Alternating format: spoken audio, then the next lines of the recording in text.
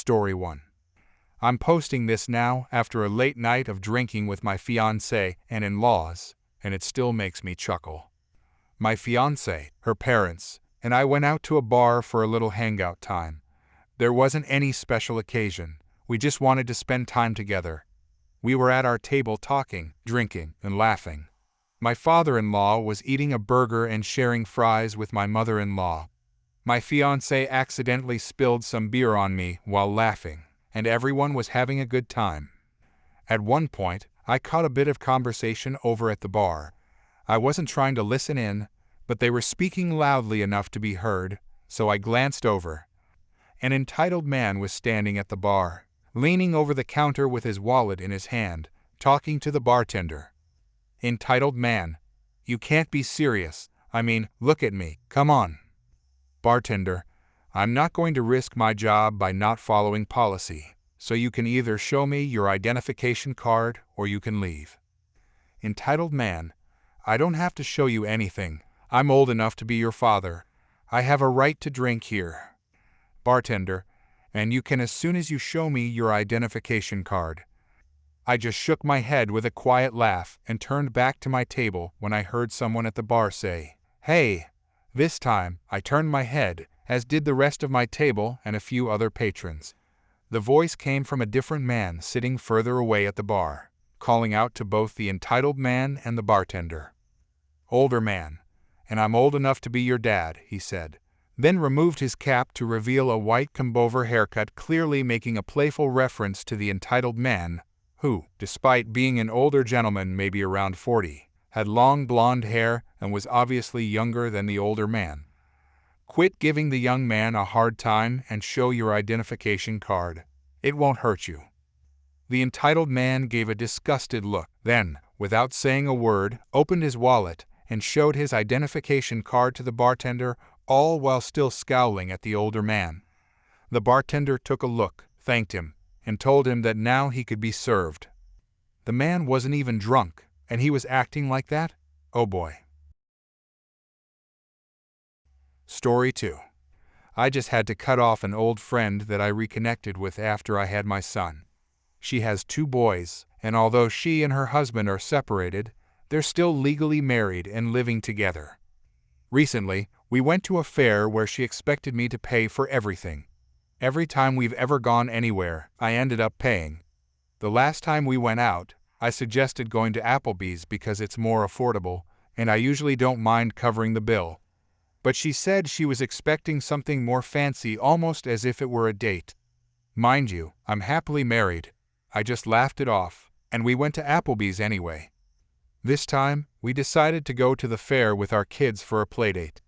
I never once said I would be paying because, frankly, I'm not a millionaire, and I can't afford to take a family of 3 plus me and my son, so really a family of 5 to the fair.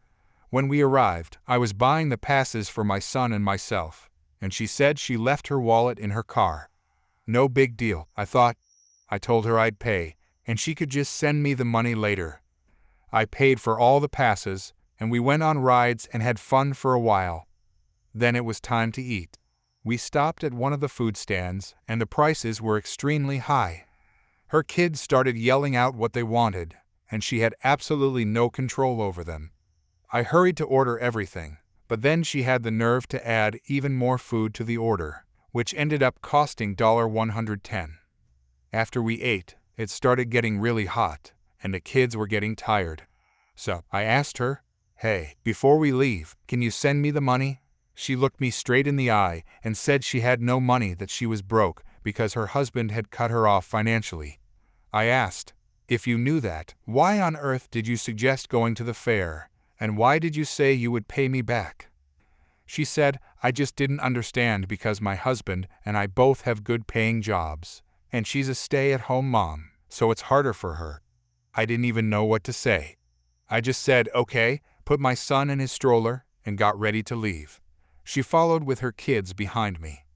As we were leaving, she had the nerve to say she wished they could go into the escape room, which wasn't included in the passes I had already paid for, and she kept giving me this pleading look. Honestly, it made me feel disgusted. I told her, "No, we need to head back. It's getting late, and my kid needs to nap." We said goodbye, but later that same day, she started calling and texting, asking about the next hangout and inviting herself to my house, saying she could come over right then with her boys. I told her I'd get back to her. Now it's been 4 days, and she's been calling and texting me every day, but I haven't responded. When I told my husband about everything, he told me to absolutely cut her off because it's wrong, and she's completely taking advantage of me. Has anyone else ever experienced something like this? Story 3. Okay, this is a story which is based on the college degree I'm taking now, which is my higher national certificate, so as everyone knows, plagiarism in college is a big no-no, especially since they are high-cost qualifications and are no joke in careers, being a gateway qualification into many jobs. So last year I started my higher national certificate. I'm currently an apprentice with the company sending me on this course. I was a bit nervous as I had never met this class before, and they all weren't the same age as me. But the qualification is what I was there for. Anyway, we started the year, and I did surprisingly well, getting distinctions in my first assignments for engineering, the course I was sent on. I obviously started talking to some of my classmates and made some friends. Now the plagiarist, or Harry as I'll call him, didn't seem such a bad guy, but he was a bit lazy, and it was obvious. In group tasks, he would do minimal work and reap the rewards for it. Luckily, I was never in his group. However, it was apparent to everyone that I was exceeding in class and would ask for some help with some things they weren't too sure of. Nothing major, just some slight teaching which I was happy to do. Harry never really asked me, which I found odd, but I didn't think much of it. Fast forward about 3 months, and we have a really difficult assignment in maths, which even stumped me. I spent so much extra time at home and even at work to do the best I could on this. Roughly 23 hours I spent trying to complete this assignment, but I finally did it. I completed the assignment about 2 weeks early, thankfully, so I had some time to catch up with work and other things at home. 1 week later I was back in college. Harry was going around asking people if he could see their work, which I knew he hadn't actually done any of the work, so he was trying for an easy grade. He asked me, and I politely declined as I put in numerous hours to complete this, and it wouldn't be fair on everyone else. He gets a little huffy, calls me a jerk, and walks off. I went out to the toilet and found as I came back Harry was rifling through my bag. I was about to confront him when I stopped and instead waited to see what he was actually doing. He pulls out my math assignment and gets out his phone and starts taking pictures of my work. That scummy jerk thinks that he can sit on his butt and not do anything and write off my hard work. So instead I get out my phone and record him taking pictures of my work. At the end of the day, I immediately take it to the head of faculty, basically showing that he's flat out taking my work and claiming as his own. The head asks if I can send him the video via email, which I gladly comply with. Yeah, it was snitching, but this is college. I'm working so hard for this, extra hours and hard work to just have someone else freeload on the work. I turn up next week and Harry isn't there. I asked around what happened, but was interrupted by the tutor. The tutor then announces that Harry has been removed from the course. Now I was confused, as a warning is usually given, then a dismissal. It turns out that Harry had not 1 but 2 cases of plagiarism filed against him from a previous course, as well as behavioral issues. I don't know what happened to him after that, but I do know that I passed the first year with a decent grade and am currently in my second. Surprisingly, the lads on my course were actually thankful for what I did, as they had enough of Harry as well. I'm currently doing very well and hopefully taught Harry that plagiarism really can backfire. Story 4. Backstory. Okay, so this isn't something that happened to me, it happened to my dad. This took place back when my dad was dating my mom, so neither I nor my sisters were around yet. Also, this is my first time posting something like this, so if anyone reads it, feel free to comment and let me know if I did anything wrong. My dad used to work as a banker for a Switzerland-based bank in Dubai. The bank often hosted events and games for employees who achieved the highest sales numbers. My dad happened to be one of those top performers. The scam. That year, the company had planned a trip to Las Vegas for their top employees, but the trip got canceled due to problems. To make up for it and keep the employees' morale high, the company decided to organize casino-style games right there in Dubai. Since gambling with real money is illegal in Dubai, the company used fake money for the games. At the end of the event, employees could exchange the fake money for real prizes or cash rewards. My dad and his co-workers played several games and, by the end, had earned quite a bit of this fake money. A supervisor, who also had a lot of it actually more than anyone else, decided to help them out. The conversation. "Oh, hey," the supervisor greeted my dad. "Hello," Dad replied. "Is there something you need?" "Actually, I was wondering if you both," referring to my dad and another co-worker, "could give me all of your fake money." "Why would we do that?" Dad asked. "I don't know, maybe because I'm your supervisor." Dad, not wanting to risk his job, responded, "I understand that, sir, but we worked hard to get this money." "All right, look," the supervisor continued, "I already have the most fake money between the three of us, so I thought that if we pooled it together and played a few more games, we could win a lot more. I'll split it equally afterward." Thinking it was a decent idea and not wanting to upset their superior, my dad and his co-worker handed over their fake money. As promised, the supervisor went on to win several more games and ended up with a huge total. The deception. The next day, the supervisor walked into the office carrying 2 brand new laptops. Yes, 2. That might not sound like much to some people, but to my dad, who had worked his way up to being a banker, it was quite significant. Everyone congratulated the supervisor on his new laptops and didn't think much of it, except for my dad and his co-worker, who still hadn't received their promised share. When they asked him about it, the supervisor brushed them off with, "What money?" and went back to work. Now, apparently, my dad says this ended up being a good thing. Let me explain. There was another supervisor who had seen the greedy supervisor take fake money from employees. Let's call this second supervisor Joe. At the time, my dad was dating my mom, and coincidentally, Joe happened to be good friends with my mom's father, my grandfather. My grandfather was curious about what kind of man my mom was dating, so he asked Joe for his opinion. Joe told him that my dad seemed like a kind, straightforward guy. His impression was entirely based on my dad's decision to hand over the fake money rather than argue. So, that little bit of integrity actually worked in my dad's favor. But that wasn't the end. The greedy supervisor still had something coming. The revenge. My dad made it his personal mission to make sure that supervisor faced consequences. He began telling the surrounding supervisors that this man had stolen from him and his co-worker and refused to return the money. Unfortunately, the other supervisors just sighed, as if this kind of behavior was normal. But my dad didn't stop there. He took the matter to the highest representative of the branch he worked at. Not long after, the supervisor was fired. Think that's where it ends? Oh no, there's more. The former supervisor eventually found a job at an oil company, but my dad was still upset that he never got his fair share of the money.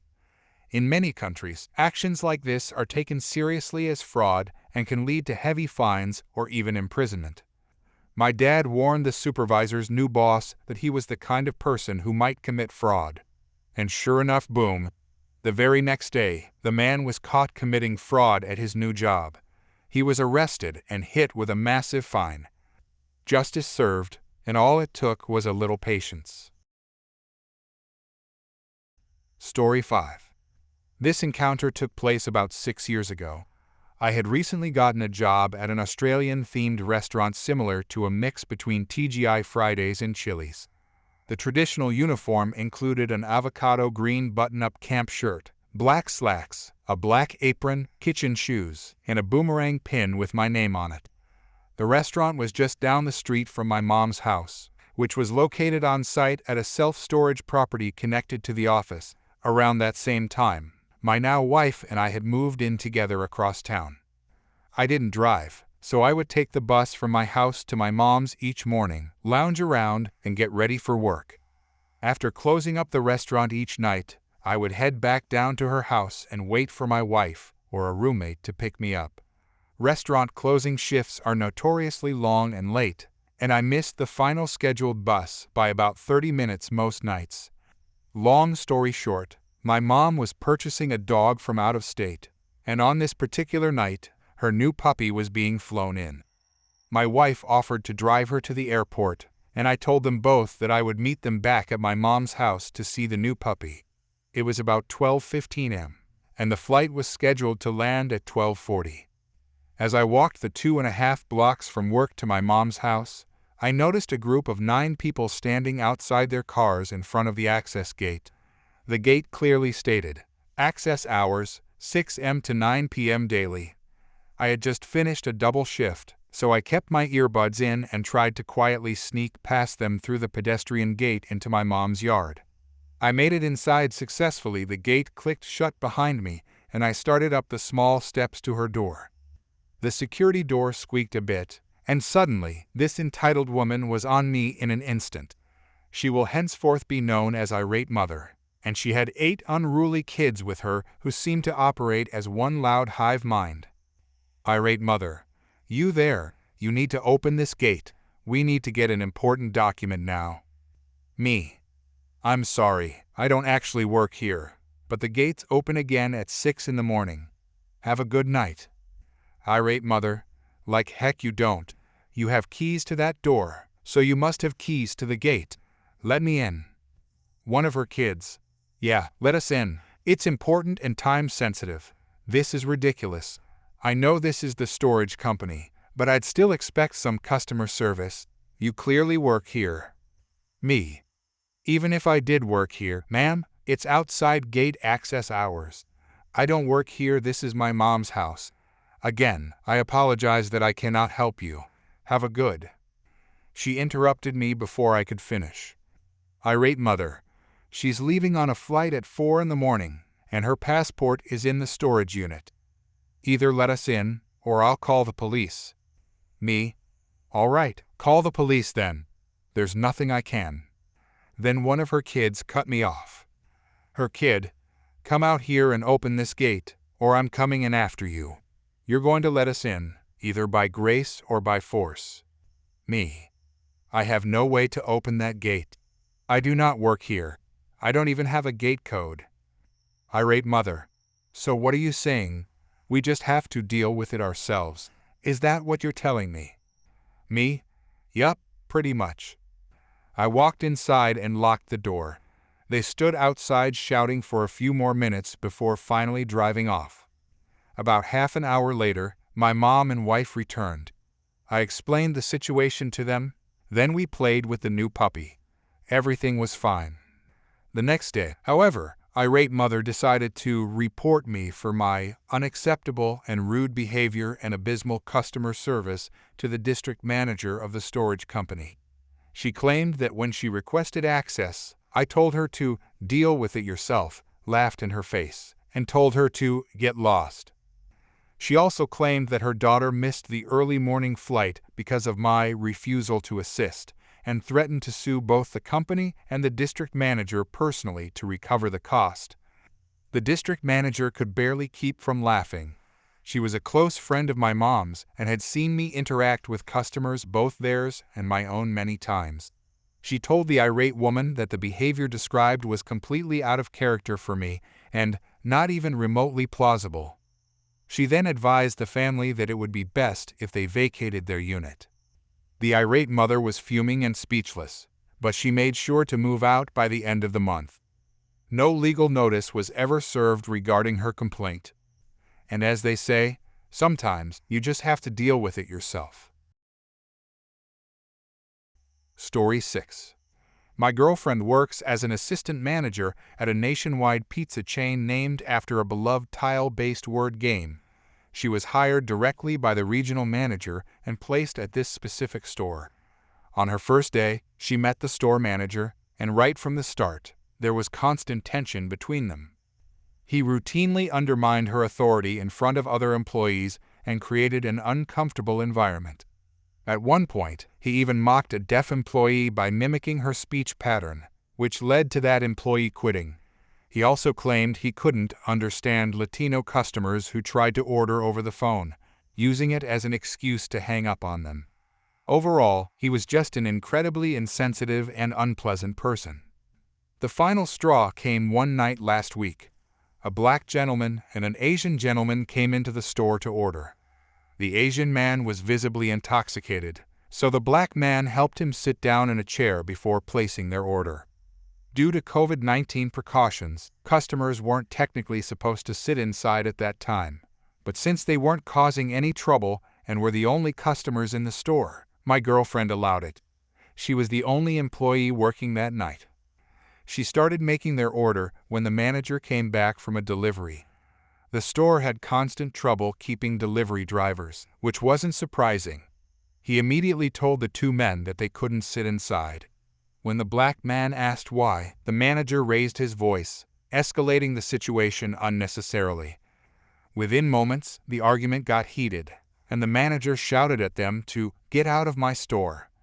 The black man responded that he would leave once he received a refund. The refund was processed on his card, but he asked for a receipt as proof. The manager refused to provide it and instead accused them of trespassing. He followed them outside into the parking lot, still yelling, before calling the police to report them for alleged trespassing. As he came back into the store, he quietly muttered a racial slur in front of my girlfriend, who is also black. The next day, she wrote a 2-page memo detailing all of his inappropriate actions and sent it to the regional manager. Later that day, she asked the store manager to bring her some pizza dough. He was standing across the kitchen, more than 10 feet away, with her back turned to him. Suddenly, the dough flew past her ear and slammed onto the table beside her. He had thrown food across the kitchen at her. Just then, the regional manager happened to walk in to collect products for another store. My girlfriend immediately asked to speak with him. The manager's face went pale. It turned out that the regional manager had never received her email. So, my girlfriend explained the entire situation in person and resent the email. She was told to go home for the day, and they informed her that the store manager would be out for some family matters, which they assumed was code for a suspension. The following day, my girlfriend was working alongside the store manager's young protege. This young man idolized his boss. He mimicked everything he did, laughed at all his jokes, and had the same condescending attitude. He had a bad habit of falsifying delivery times. He would tell a customer their order would take 45 minutes, then wait 20 minutes before entering it into the system so that it appeared to have been delivered faster, improving the store's numbers. This deception mainly benefited the manager, who earned performance bonuses from it. Why the younger employee risked his job to help him, no one could figure out. My girlfriend had already reported this unethical practice to the training manager just the day before. That evening, my girlfriend went outside to move her car to the front of the building so that it would be under the streetlight once it got dark. She would be closing the store and leaving around 2 a.m., so she wanted her car visible for safety. She was only outside for 6 minutes, we know, because we were on the phone, and the call time confirmed it. During that short time, the young employee left the store unattended to ask her for her employee number so that he could clock her out for her break. Keep in mind, she was the manager on duty and he was just a phone attendant. She told him she was on her way back inside and instructed him to return to the store immediately. Around 11 p.m., the young employee asked my girlfriend to enter a false order into the system. She told him, "No, that's against store policy." He didn't take that well. He stormed off, sulking, and sat in the back eating the rest of his lunch while she handled a rush of orders alone for more than 20 minutes. When she finally found him, she politely asked, "Are you clocked out for your break?" That question didn't sit well with him either. He got upset, said he had a family emergency, and abruptly clocked out for the night. During this time, a friend of ours who is also a black woman came into the store. She had been recommended by my girlfriend to the regional manager for employment and was supposed to attend her orientation the next day, although as you'll soon see, that didn't happen. I mention this detail because she had the regional manager's direct phone number, and that became very important later.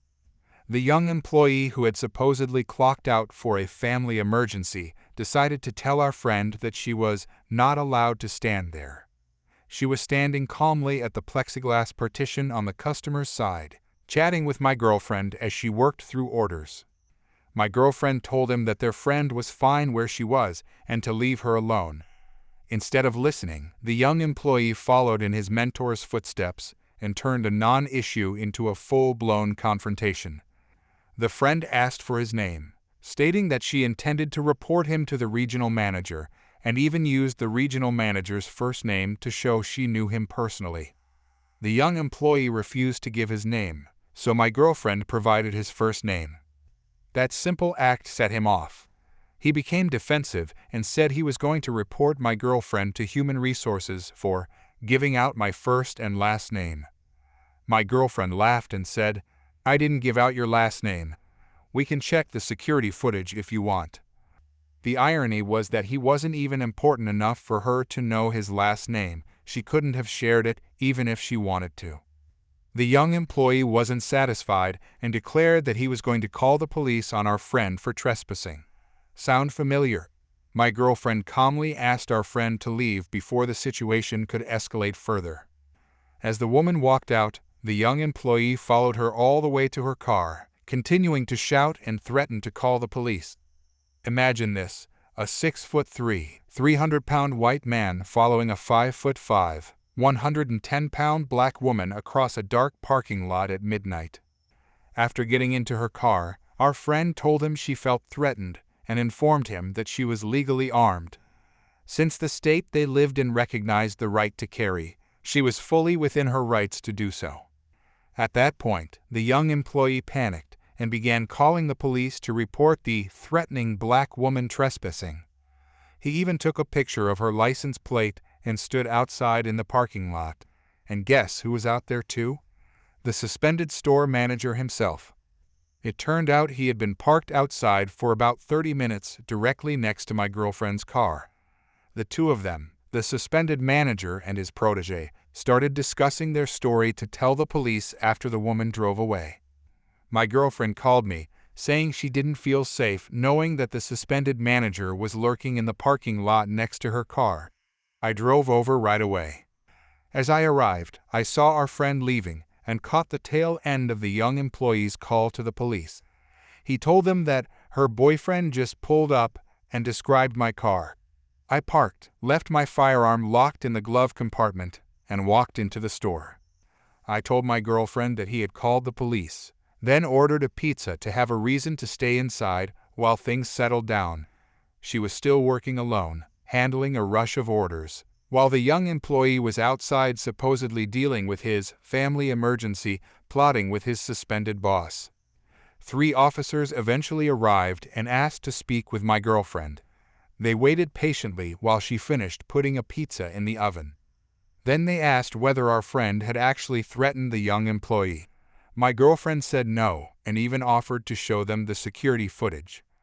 The officer declined, saying that wouldn't be necessary, and implied that they were simply taking a report. He also mentioned that they were tired of being called to that same store for unnecessary reports about customers of color trespassing. This was already the second such incident in 3 days, and apparently not the first of its kind at that location.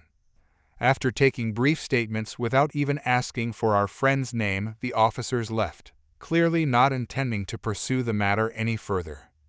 One of the delivery drivers returned and helped my girlfriend finish a few more orders before clocking out.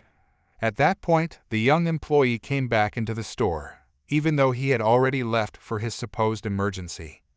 My girlfriend asked the delivery driver to call the manager from the next store down the road to come over for assistance. The driver told her that this other manager was already outside in the parking lot. It turned out he was out there chatting with the suspended store manager. The driver still needed to be checked out before leaving, and only a manager could do that. The young employee, who was technically off the clock, offered to handle it. My girlfriend refused and said, "No, I can do that," before stepping outside with the driver. The young employee followed right behind them, looked at me assuming I'd be on his side because I'm a bald white man, and said, "Sorry, I guess our assistant manager is going outside," while shrugging his shoulders. That left me alone in the store, unbothered, even though I had been standing there for nearly 30 minutes without anyone telling me to leave. After my girlfriend finished checking out the driver, she, the nearby store's manager, and the young employee came back inside. That's when the young employee began laying out his plan to report my girlfriend to human resources for something or other. My girlfriend calmly said that whatever he was accusing her of wasn't true and once again offered to review the security footage. The young employee lost his composure, started cursing, and made rude gestures toward her. The other manager, clearly uncomfortable with confrontation, practically begged him to leave. He eventually stormed out, got into his car, and pulled up directly behind my girlfriend's vehicle, blocking her in. He sat there talking to the suspended store manager, who was still lurking in the parking lot. My girlfriend asked me to step outside to make sure they weren't vandalizing her car, so I leaned casually against my own car across the parking lot, silently watching them but smiling politely. After a few tense minutes, they finished their conversation and slowly drove away. My girlfriend told the other manager that she didn't feel safe, especially since the suspended store manager had felt comfortable enough to hang around her car in the dark, and that the other manager had done nothing to make him leave. She told him she was leaving for the night and would not be finishing her shift. The other manager said that he would have to write up both the young employee and my girlfriend for not working as a team. After we got home that night, the manager from the nearby store sent a text asking to set up a mediation between my girlfriend and the young employee the next day. We both thought it was ridiculous, considering everything that had happened, but we agreed to wait and see what would come of it. The next morning, just after daybreak, my girlfriend received a call from the regional manager, the same one who had originally hired her. He wanted to hear directly from her what had happened the night before. My girlfriend explained everything in detail, from the confrontation in the store to the police showing up, and all the way to the suspended manager's late-night appearance in the parking lot. As she recounted the events, I could hear the regional manager's tone shifting between disbelief and frustration. But when she got to the part about the suspended manager being on the property at midnight, his composure broke completely. I could clearly hear him exclaim, "What?" over the phone, even from where I was sitting across the room. That reaction told us everything. It turned out that neither the young employee nor the nearby store's manager had mentioned in their written statements that the suspended store manager had been present on site. Since he was under suspension, he was not allowed on the property at all. His presence there proved that the three of them, the suspended manager, his protege, and the nearby manager, had been colluding the entire time. The regional manager immediately told my girlfriend that there would be no mediation meeting after all, and that she wouldn't be written up. He thanked her for coming forward with the truth and for providing clear details and evidence of what had really happened. A short while later, a message was sent out in the group chat shared by all store managers in the region. The message stated that the suspended manager was now indefinitely suspended and was officially banned from every franchise location in the region, even as a customer. If he was seen at any store, employees were instructed to contact both the police and the regional manager immediately. It was as close to being permanently dismissed as a suspension could get. There hasn't been an official word yet on what disciplinary action will be taken against the young employee, but my girlfriend was reassigned to a different store shortly afterward, and she absolutely loves it there. The coworkers are kind and professional, the manager is supportive, and the store runs smoothly. After everything that happened, it's a huge relief to know that she's finally working in a safe and respectful environment. Unfortunately, as with many industries, the hospitality field still struggles with both subtle and overt forms of prejudice. In certain parts of the South, some people continue to hold outdated mindsets, preferring to be served by people of color in ways that remind them of the good old days. It's an uncomfortable truth, but one that still lingers under the surface in too many places. Thankfully, in this case, the situation was addressed by someone higher up in the chain of command who actually cared about doing the right thing. It's a reminder that when facing discrimination or workplace hostility, Witnesses and evidence are your greatest allies. Documentation, written reports, and credible accounts make all the difference. So, if you ever find yourself in a similar position, please speak up. Don't just look the other way and assume it's not your problem.